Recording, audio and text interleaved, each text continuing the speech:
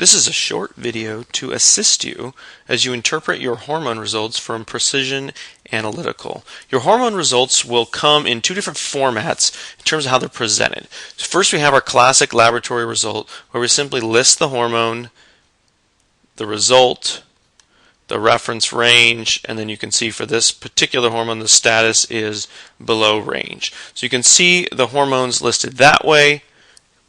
And then we also list them in a little bit different context, but these are the same numbers. So here we've got the stars on the gauge, which represent the reference range, and then the result in the middle is the patient range. So you can see for this particular female, her testosterone levels are 6.7, and the reference range is 6.2 to 17.5. So you can see that she's then, where this gauge is pointing, is right inside the reference range on the lower end. So you can see a different result for this metabolite over on the right of 61.2 is then outside the reference range on the high end, and then likewise for this estrogen down on the lower left, estrone, you can see that the 10.8 is below the reference range of 14.0. And so here you've got a low result, a normal result for testosterone, and a high result for the metabolite on the right, and that's how those are presented then. And in this way you can see them in the context of their reference range, but also in the context of how the body's actually making and processing these hormones. So the other way that data is presented on these graphical pages is with these fan-style gauges, which will represent an index of some sort. So in this particular case, we're looking at methylation activity. So that's the conversion of a 2-hydroxyestrogen to, for example, 2-methoxyestrogen, which is the methylation process. So here I've just pulled up two patient results. They're both 7.4 exactly for the hydroxyestrogen, but you can see the methoxyestrogen is made at a much higher rate for the top patient, which results in then the higher index for the methylation activity, and the reference range for these is then represented by these green lines. So you can see then, again, the patient on the top is within the range but on the higher side, and then for the lower patient is on the lower side but still within the range.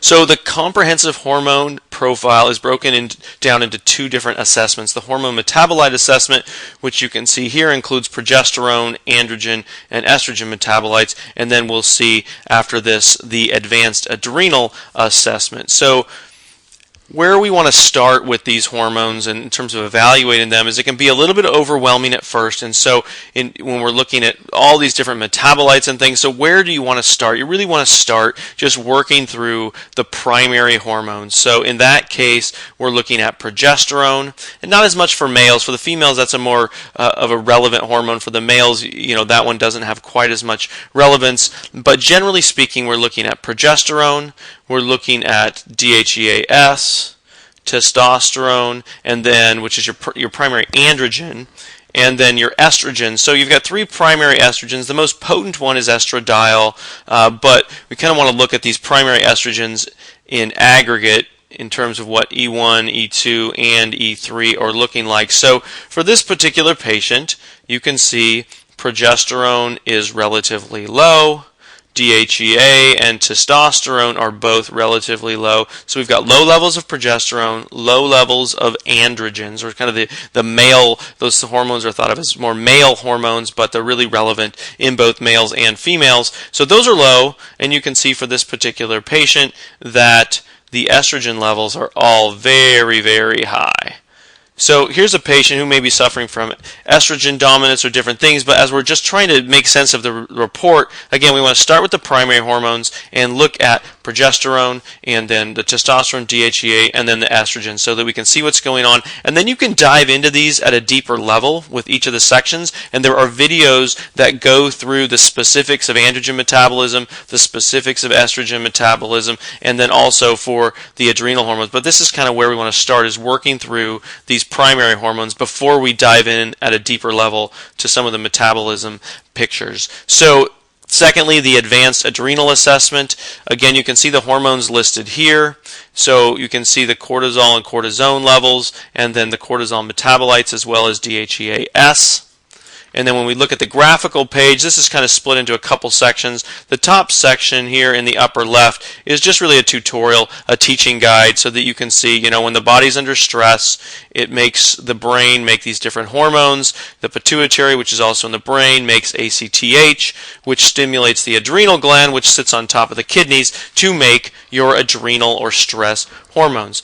And those are reflected in cortisol and DHEA, and then we can get into a little bit in the more specific tutorials into what to look for within the cortisol picture and its metabolism. But as we're just kind of looking at a cursory overview, what we want to first look at is really the daily free cortisol pattern. So cortisol, you can see here the reference range represented by these black lines, and you can see the levels are supposed to go up in the morning and then fall down and be lower at night. So for this particular patient, you can see that the levels are high throughout the day. And so there obviously are going to be some symptoms associated with this, but that's the first thing you really want to look at is, how much cortisol am I making, and where am I making it in terms of times of the day, in terms of adrenal assessment. And then we can look back at this page, and this shows the overall cortisol levels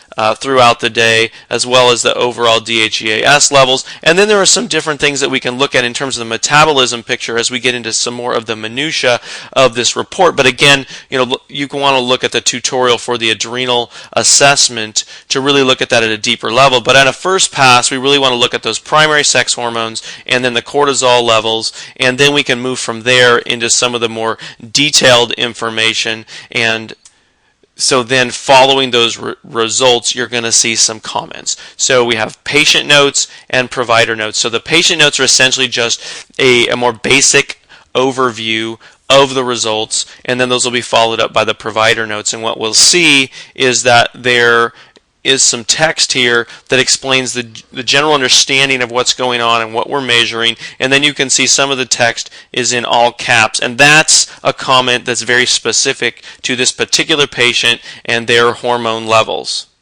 And then again, following that, you'll see the provider notes. So those are going to be more complex comments that are going to involve some of the biochemistry that's going on and potentially some of the supplementation or treatment recommendations that might be made will be all in the provider notes. So patients, if you have any questions about how to read your report or what the results mean, you'll need to refer those back to your provider. And we do hope that provider and patient alike, that you'll check out some of our other educational videos as you get into the different subtopics within this report and try to properly interpret what your report means for you so that you can get back on your way to optimal health.